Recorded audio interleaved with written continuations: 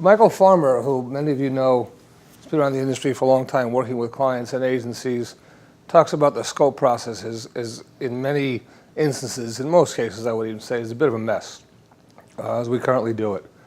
Practices are diverse. The quality of scope is not the best. There's a lot of vagaries, ambivalence about the details and the contracts, the documentation or measuring metrics are minimal or non-existent.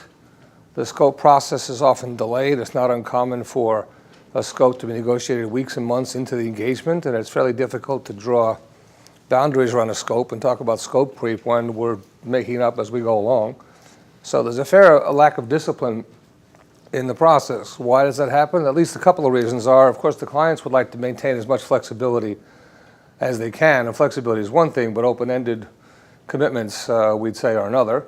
And clients, agencies will have a bias to be service-oriented, and it's not exactly in the DNA at times to push back on some of these things and break through some of that ambiguity. So the result are a series of major misalignments.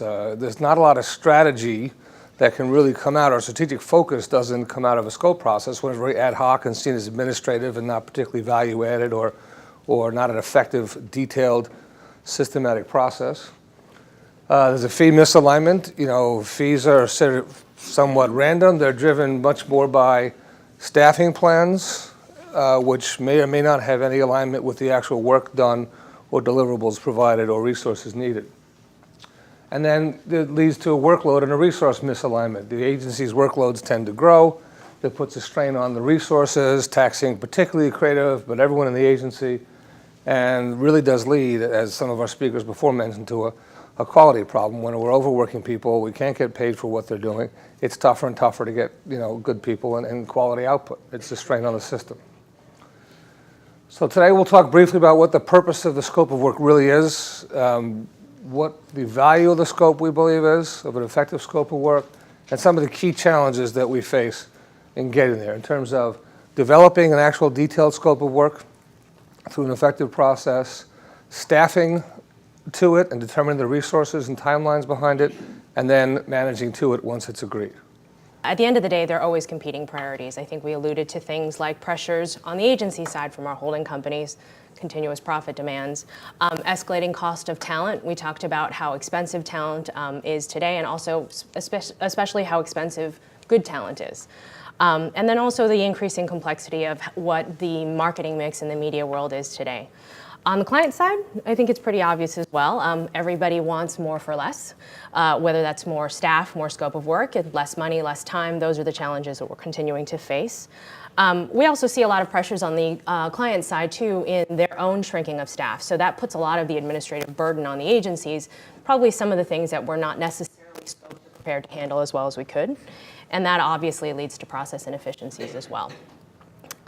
So for us, and from our perspective, scope of work management and defining a really crisp and detailed scope of work is a balancing act. And what it does do for us is really help balance what our clients are looking for, as well as what we need to do internally to run a business. So for the agencies, purpose, again, probably something fairly familiar to everybody. The SOW, if it's clearly stated, detailed the right way, with all the right information, does cover a couple of different areas. So business objectives, we talked about this earlier today. It's not just stating business objectives from our perspective, but it's also making sure that there are success metrics actually tied to these objectives, and success metrics that we can actually measure to. So sometimes that's a challenge and a bit of a wrestle with our clients, but it's something that is very critical to actually defining that and setting that up front. Outlining agency services, what that includes at a very high level, whether it's the capabilities mix, whether it's the media mix that we're employing, whether it's certain channels and partners that we need to manage, all that is critical as well. Next level of detail down is literally the projects and components. If we can get to this level of detail, that would be great. A lot of times there's a lot of pushback. Clients will say, oh, this is for you to help us define. We can't do that right now. Well, to a certain getting as close to tactics and specific deliverables and milestones are important. And also the key takeaway here is reviews and approvals. That can kill us. You go into rounds and rounds and rounds when it's not clear who's reviewing, who's approving. That could absolutely be a drain on resources. Which leads to the next point. So agency resources. Who's doing it? What functional types, resource levels, associated costs? In general, if clients are pushing back and we can't get specific about deliverables, if we can just sort of bucket our resources by functional type, that gives us also a little bit of leeway to negotiate and refine as we go through the process. And then lastly, certainly not least, is to explain incremental opportunities. How are we going to handle this? So clients' businesses are going to evolve, certainly over the course of an engagement, hopefully a long-term engagement. And as those evolve, there may be incremental opportunities, or frankly, there might be cuts in budgets. So any clarity up front in how we manage that appropriately through a change order process is something that is very important to sort of managing downside risk for us as well as for our clients. And so for our clients, flip side, pretty obvious as well. This clearly defined SOW is really an opportunity for them to recognize, hey, the agency has heard us, they know what we're looking for, and they understand what our business challenges are and what our needs are. They hopefully will appreciate the exact nature of what we're delivering, specifically at a capabilities level as well as tactics. They're going to acknowledge also what the agency's fee is going to cover, who it is, the different functional capabilities, the relationships with third parties, et cetera, as well as the folks that are required to deliver on the work. And then also realize how they can collectively manage with us any unplanned business events that affect the relationship, affect their business model, and affect their objectives as we go through. So a bit about the value, the scope of work. The scope of work is essentially at the heart of the client-agency engagement and relationship, okay? So a mutual clarity of purpose and objectives at the outset of the engagement is critical. It'll set the tone and foundation for a strong partnership between the two parties. It really does ensure alignment, make sure the agency and client's expectations for what's going to happen are aligned. It will base the relationship on common understandings and not misperceptions, ambiguities, okay? It does recognize the effort and the value of the work being done, okay? The agency's efforts and the value that we produce. And critically removes ambiguity or room for misinterpretation. Okay, so we'd say the best client-agency relationships are those with mutually developed and agreed upon, clearly established scopes of work. Now, a bit about the ambiguity. Really, another value of the scope of work is the transparency aspect. We get pushed hard by clients to be transparent in a lot of things, in overhead rates, in costs and all that. But here's a real case for transparency where clients, frankly, need to be a bit more transparent with us. So we need to push the clients a bit harder on the transparency, okay? Ambiguity will inevitably damage client relationships, okay? Expectations separate, objectives are unclear. Inevitably, there's inefficiencies, there's fee disputes, there's problems when ambiguity is too great in the scope process, all right? So developing scope of works together is a great opportunity to increase the transparency and trust level between the agency and the client. And the key value then of the scope of work, of an effective scope development process and a well-developed and thought through and negotiated scope of work is really maintaining the critical link between the value the agency provides and the investment that the client is investing in, whether it's third parties, fees or commissions, remuneration, but it really does establish that direct link between what we're doing and what they're investing in.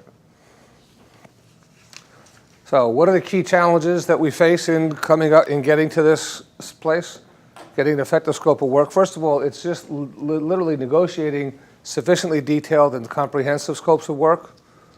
Once they're negotiating, agreeing on the resources, timelines, costs necessary to deliver. And then finally, once it's agreed, as far as what the scope is, what the resources and timelines are, it's managing to those effectively. And those are the three areas of challenge that, frankly, I think are the greatest challenges that many, many agencies face today in this labor-based fee compensation world. Okay, we've gone through a lot of issues, and we will later on. It's very important talking about overhead rates and the cost factors, but there's a tremendous amount of value that could be gained and retained through this process. People say best offense is a great defense, and one of the things that we should do is really make sure they're the right at the table. The best way agencies can protect themselves throughout this development process is to really make sure that you've got the folks that are speaking to the growth of the business, the status of the client relationship. You've got people who are responsible for delivery management, delivering on time, on scope, and on budget, and therefore basically looking after the agency's profitability. And then you've got the team of people who are really looking after the agency's commercial investments and commercial interests, rather. Ultimately accountable for providing the right information to our internal teams so that teams internally as well as client teams can actually make decisions collectively that are well informed. The project management, just to take a quick aside, the project management function isn't something typically as prevalent in integrated or large-scale general agencies, but it is certainly a function that has been in digital agencies and in more technical services environments.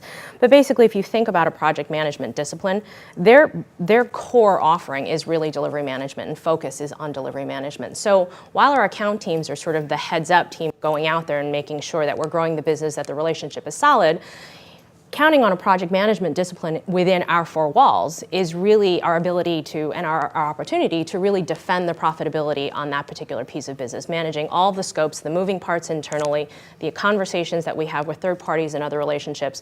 So this approach of AM, PM, sort of heads up, heads down, outside, inside our four walls is something that has worked very well for us in the past. And then couple that with our business director, our finance team, you've got sort of the three-legged stool. You've got the CEO of a small business, you've got the CFO of a small business, and you've got a COO, in effect, managing this as a small, medium-sized agency, if you will, in some cases. So let's talk about developing scopes of work. Okay, we've all seen from the client or our own people, what's the scope? Well, it's an integrated marketing services. Or we'll just adapt the central creative. Or we'll do the direct mail. Or here's a staffing plan. These are not scopes of work. Often, that's the level at which the scope of work discussion occurs. We've seen these clearly are not scopes of work. A scope of work is much more detailed than this. If the scope of work isn't sufficiently detailed, it's not done well, it doesn't have the right folks at the table, both parties are going to lose out. From the agency's perspective, obviously, we might not get paid for all the work that we're doing. We won't be staffed efficiently, and our resources will not be enough to sort of address the work at hand, and ultimately leads to a very sort of broken client relationship and affects the quality of our work. The clients also do not benefit from a vague or ambiguous scope development process. Many clients may think there's a negotiating advantage in this ambiguity, but they really, in the long run, they're going to lose as well. The goals and objectives for the particular assignment, the relationship will not be clearly defined. That cannot help but damage the quality of the work that we produce, reduce or impair the level of service that we can provide. Again, pricing disputes, service level issues will arise inevitably with the pressures on the agency. And ultimately, if you take it out to its extreme, it will damage the ability of the client, the agency team, and the industry to continue to deliver quality work and attract the best talent if we have these vague scopes of work and then we're driven to do more for less. It's just not a good trend. So obviously we'll see difficulties on both sides if the agency or the clients are unprepared. So from the agency's perspective, we talked a little bit about this before, insufficient processes, trainings, and tools to actually develop an SOW. Let's be honest, we could certainly all improve what we do internally and how we prepare for this. Oftentimes there's inadequate information that the clients are providing or not able to provide at a certain point, so that also is a challenge. Folks that are actually at the table might not recognize the importance or the level of effort required to actually develop a very detailed scope of work. Things like lacking proper negotiation skills. Those folks at the table really need to be armed with quite a few things. And then at the end of the day, too, it's not necessarily in our DNA to push beyond ambiguity all the time. So those are things that we need to keep in mind. Yeah, I mean, on the client side, clients are unprepared often and not skilled at developing scopes of work. For a number of reasons. They may not recognize the value or benefit of a detailed scope of work. They may see it as an administrative burden. It's really up to us to point out the benefits from both sides of getting to this level of effective scopes of work. Some clients adopt a procurement approach. I'm not going to divulge any information. I don't have the information to give you. Whether that's a negotiating tactic that they believe is effective, or basically it's surprising. We've all seen how little information sometimes they have at the beginning of the process. They don't really know what the budgets are or what their objectives are. So it's up to us to push through that ambiguity with a lot of questions, a lot of challenging.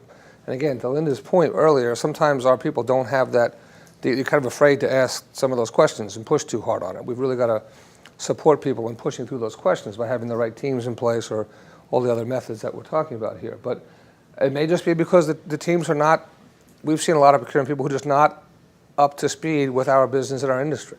That may be another reason why they're not effective at getting through scopes of work. They just don't know how. So one of the critical tools that we can use to get through a lot of this ambiguity and get to a good scope of work and a good process is the compensation dialogue process. It's been developed by the 4As. It specifically came out of an effort a number of years ago on a pamphlet, a booklet that was published on labor-based methodologies. We try to implement this throughout our business.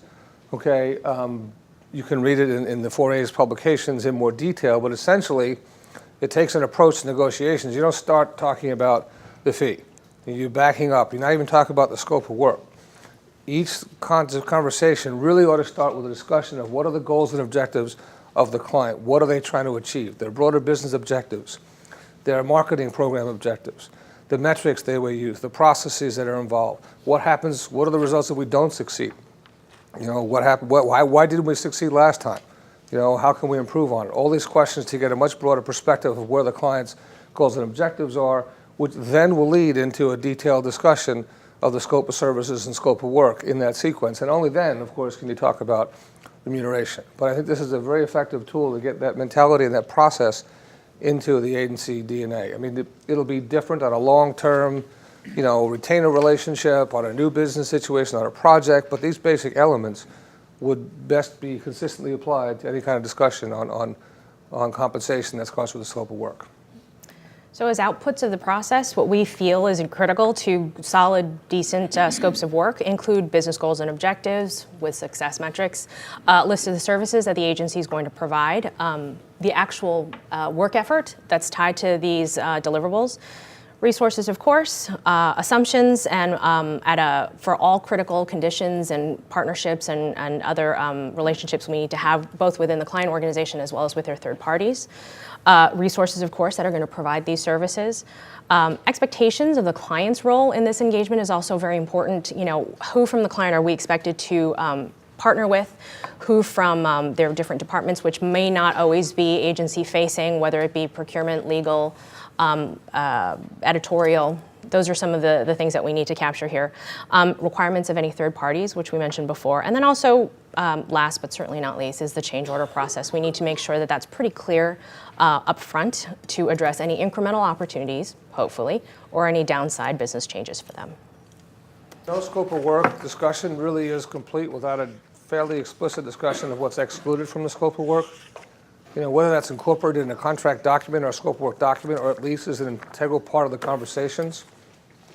Again, another way to get rid of the ambiguity, because people may leave the table with some assumptions that a certain level of service is included in the scope, but if it's not explicitly stated as excluded, when we get to a point down the road where there's some dispute, if we haven't discussed it, it's going to be pretty hard for us, given the reality of our business, to push back. And the more issues that are addressed up front, it may just be that we will say, okay, so just to be clear, these all are not included. The client will, well, no, that may clear up a miscommunication. In and of itself, that's a value. So we have, again, we can be clear to what's in the scope. But this is a critical concept, I think, to make sure we include what's not included in the scope of work in any discussions. Once the scope of work is actually defined, it's really about developing the staff plan that actually matches the scope of work. And this is general best practice. I think there are lots of little steps in between here that we're not going to go into necessarily, but in general, what we need to do is brief the discipline leads. And that's something that a lot of agencies, you know, in the heat of the moment and, you know, lots of pitch schedules and deadlines and whatnot, we don't always touch base with all the discipline leads within our agencies to make sure that whatever resources they define based on the scope of work is actually going to be able to deliver that. So the resource estimates need to come from them. Finance needs to be involved to price the engagement. Sometimes we skip that step or we take it upon ourselves to do the pricing, but obviously finance needs to be there to sort of provide the to be the commercial guardians, but also provide perspective on overall how the agency is working and what the agency needs out of this engagement. Once we review the details with the clients, we need to revise the resource plan and scope based on the negotiations with, again, the discipline leads so they understand what they're getting into and what they've been signed up for. And at the end of the day, no matter what, again, over-communicate. What we need to do is brief our discipline leads on what we finally committed to from a staffing perspective and from a scope perspective. So some of the common mistakes agencies tend to make: staff to a number rather than an agreed upon scope of work. That's something that we sometimes fall into that trap. Sometimes we adjust resource levels to hit a particular number without adjusting the scope. So when you see 29% of a person on a staff plan, I'm hoping one day that somebody's going to ask me, what does that mean? Sometimes we do this. Sometimes we negotiate staff plans without actually discussing it with the functional leads. Again, back to the best practices slide, this is something that's pretty critical. We need to make sure that these guys know what their teams are committing to. We don't often refer back to historical performance or staffing plans. I forget who mentioned this earlier, but basically this is an important step if agencies have been able to capture this information from the past, so that going forward we can learn from our experiences and maybe some of our mistakes. We overlook finance sometimes in developing a client estimate, so our risk reward is not clear from the outset, and then underestimating or overlooking the time required to manage third-party relationships as well as the administrative burden. Clients often will throw in and say, I forgot you're going to have to lead the media agencies through all of this. Or, our promotional and below-the-line agencies, we actually have 15. Now you need to go and manage them as well, and you need to brief them. A lot of time reporting is very, very detailed and specific to clients nowadays, how they want us to report our activities and our performance against their scopes of work. So above and beyond what we do internally for our teams, clients sort of layer on that administrative burden on top of that. Yeah, on the flip side, it's sort of mirror image, I guess, in a way. The client's mistakes, omissions, managing to a budget, a number, work fitting a square peg into a round hole. This is how much money I have, and I want all the scope. It's obviously a challenge. Attempts to use benchmarks or dictate what kind of specific staffing ought to be done, put forth by the agency to achieve something, whether or not those benchmarks apply. Again, we're the agency, we would know what it takes, but clients often tend to dictate specifics about staffing levels, which can get us into trouble. Expect that, if this timeline is shorter, it means we can do it cheaper, regardless of how many hours it is, or maybe we have to use much more senior people to get it done more quickly. It might be more expensive if the timeline is shorter. Doesn't mean a short timeline doesn't mean a low cost necessarily. Similarly, just, put junior people on to get the price down. Junior people may be cheaper by the hour, but it may take a whole lot more hours to do what they're doing in some cases. It may not. But these are, some assumptions that we have to make sure we push through and it makes sense. And again, they'll overlook some of the administrative burdens that are not core to the deliverable, but still we have to provide for them in the process. So now that we've got a detailed enough document, we've got a staff plan that is going to deliver that scope of work, we've got to manage to that. So from our perspective, establishing a very strong foundation for managing this on an ongoing basis is also critical to making sure at the end of the day, we really don't lose out after all that effort up front. So briefing discipline leads, of course, again, establishing some very clear time tracking protocols, a lot of times depending on the reporting requirements for the clients as well as internal teams and how they want to work and how they deliver on specific components. Time tracking protocols, if you take a little bit of time up front to define how that needs to work for the account, that can avoid a lot of confusion down the road. Tools to track the progress of deliverables. So this is a little bit different from a timesheet system. This is really about sort of tracking your scopes of work and the progress against that at certain phases within those projects. Defining regular reporting and review of actuals versus estimates. That's also critical to making sure that you can make adjustments downstream that might be required based on how you've performed to date. Meeting regularly internally with your cross-functional teams is critical. Again, over-communication throughout this process is always going to be more helpful than harmful. And this will be our sort of first view into any unexpected shifts and changes in scope of work, workload, resources, and schedules. And lastly, of course, make sure that we dovetail this into regular client discussions so that we can actively manage their expectations, not only of the work, but how we're doing in general, the resources we're using, pulse check on the client-agency relationship. Some of the tools that we should be using that we've found very important to sort of support the ongoing vigilance is really, job detail reports, timesheets, utilization reports, all the things that we know and love. A scope tracking mechanism to monitor the deliverables within the engagement. I think some of you are familiar with Farmer & Co. and their scope track tool. This is something that we have used in some of our markets. It's been very effective.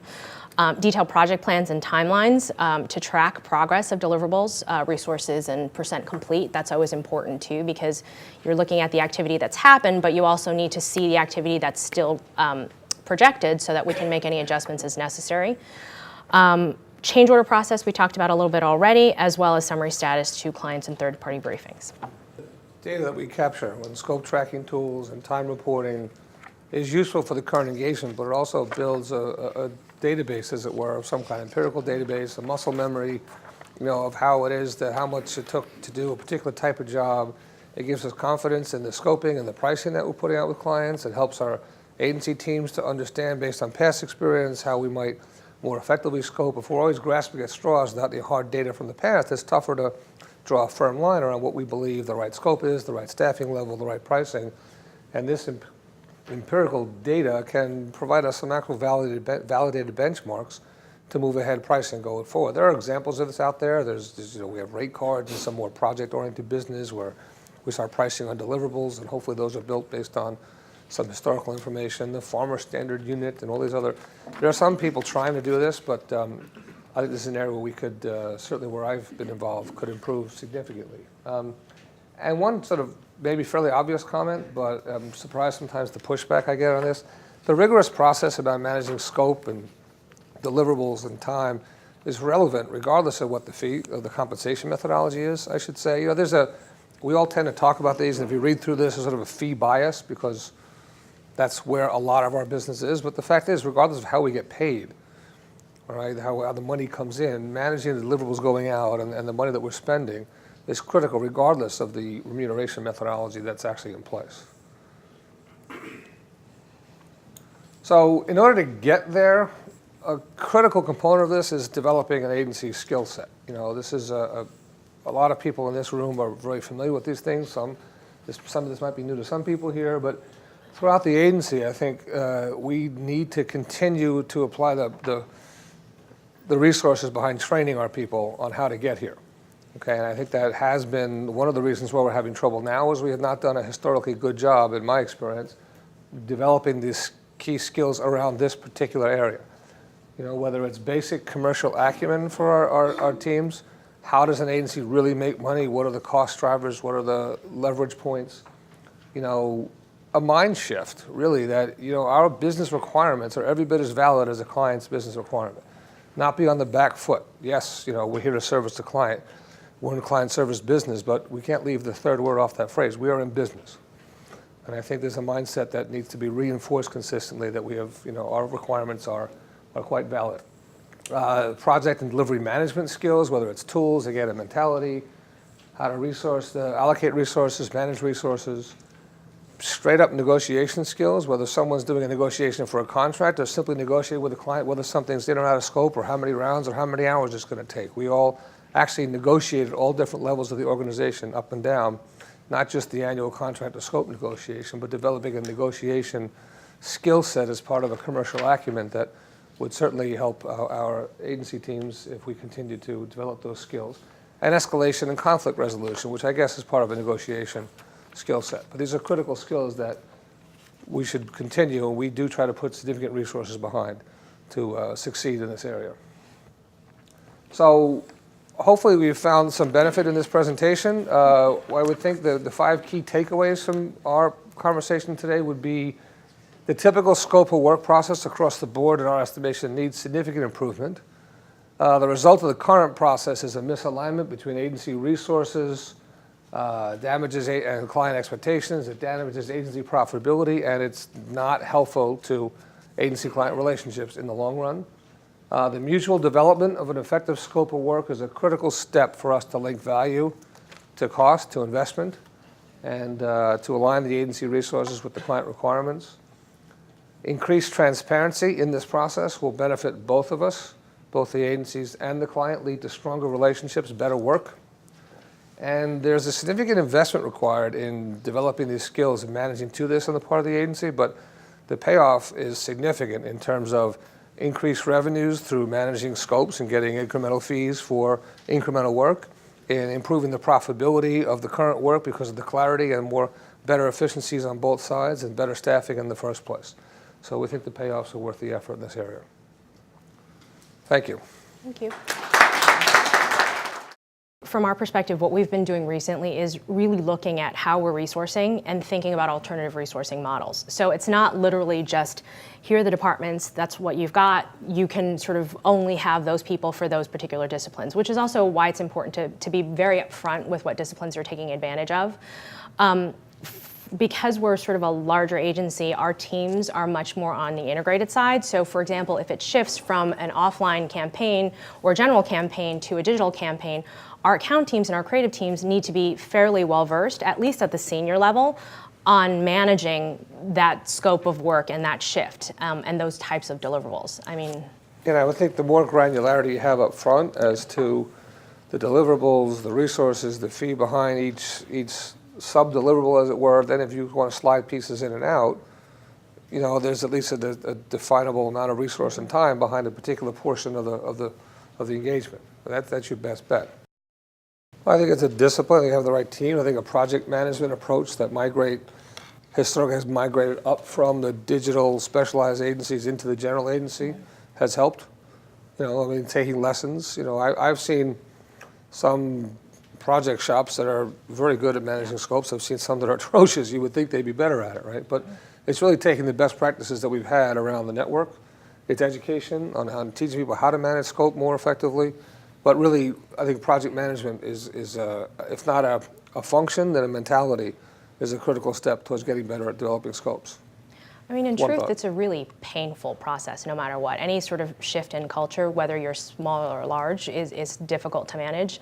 The other thing, too, is as we look at the mix of our staffing, it's also changing over time. So you've got the folks that have that background in larger traditional agencies, but then you've got folks coming in to replenish your ranks that come from more project-based shops or more technical shops. We talked about changes in the media and the marketing landscape, and a lot of that, is geared towards mobile, digital, web, social, all of that. Some of these folks come into the organization sort of baked in with this thinking in mind. So that has been helpful, but it needs to be top down and bottom up. So, for our leadership team to really support the time that it takes to actually have this conversation during the negotiation process is really important. It starts from the top. It's the message that we get timesheets are important here. It's the culture. We have to attract, some agencies don't. Some agencies say, here, don't do timesheets. Some don't value it. Those who do and live and die by it, then you've got to do it. There's no point in doing it if you don't do it in a lot of detail on a very timely basis. Otherwise, it's just an administrative burden that costs a lot of money and has no value. And it gives you the illusion of a sense of control. Actually, that's a great question. That in particular, that's a challenge. So, for example, there's a lot to be said for the time that it takes to set up sort of job tracking strategies too. So if you're resolving to do time by functions, that might be quite difficult because it's a system issue as well as a people issue, right? So whether or not your system can capture that information and whether or not your folks know to track it that way, but also above and beyond that, how are you going to actually segregate the time required phase by phase as you move through that to actually say, okay, so your briefing period is over. Now everybody move to this next phase. So I think tracking time by function is quite a challenge because it's not just function, it's the phase of the project that you're in. But spending some time up front thinking about the types of deliverables, sort of bring it up a level, the types of deliverables you're tracking and the time required for that actually might be quite valuable because in some cases with larger clients too, they have separate budgets that drive things like, your advertising and your events and your PR and your digital. So spending some time up front thinking about how you're tracking time to a big integrated campaign is important, but functions is challenging.